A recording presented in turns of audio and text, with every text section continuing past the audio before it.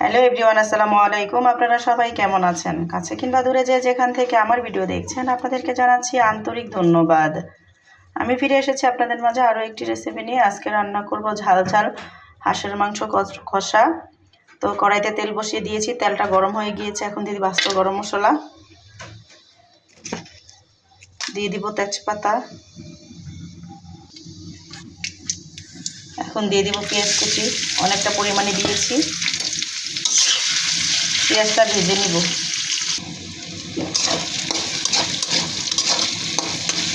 এখন দিয়ে দিব আদা রসুন বাটা,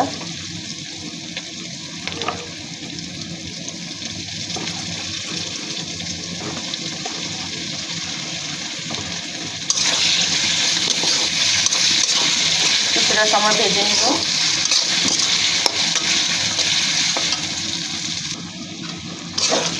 আদা রসুনটা ভেজে নিয়েছি। এখন দিয়ে দিব গরম পানি,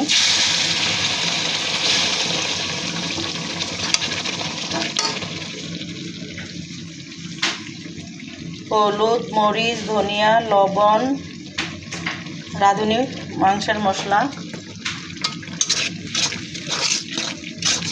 ভালো করে মশলাটা কষিয়ে নিব। মশলাটা কষানো হয়ে গিয়েছে। এখন দিয়ে দিব আস্ত শুকনো মরিচ, দিয়ে দিব হাঁসের মাংস,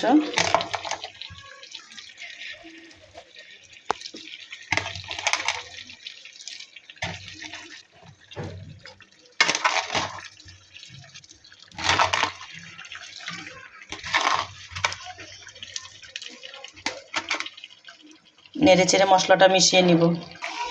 নেড়েচেড়ে মশলাটা মিশিয়ে নিয়েছি, ঢেকে দিব।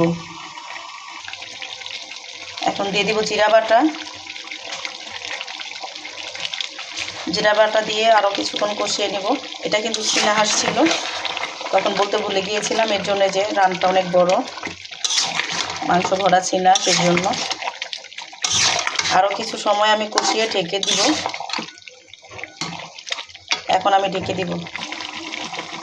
এখন দিয়ে দিব আস্ত রসুন,